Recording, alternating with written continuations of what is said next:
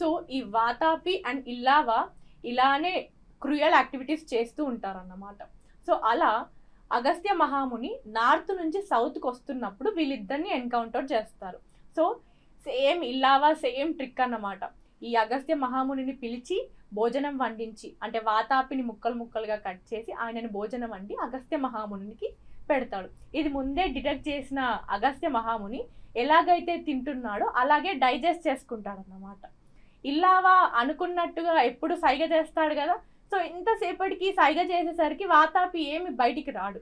So ఏమైంది, మా తమ్ముడిని ఏం చేసావు నువ్వని అగస్త్య మహాముని అటాక్ చేయడానికి వెళ్తాడు. సో అగస్త్య మహాముని చాలా కోపం వచ్చేసి ఈయనని భస్మం చేస్తాడు. అలా ఇల్లావా అండ్ వాతాపి అనే రాక్షసులు ఇద్దరు అంతమవుతారు. అండ్ మనకి నార్త్ నుంచి సౌత్కి ఒక కారిడార్ అనేది ఓపెన్ అయ్యింది, అది అగస్త్య మహాముని వల్ల అని చెప్పేసి మన పురాణాలు చెప్తున్నాయి.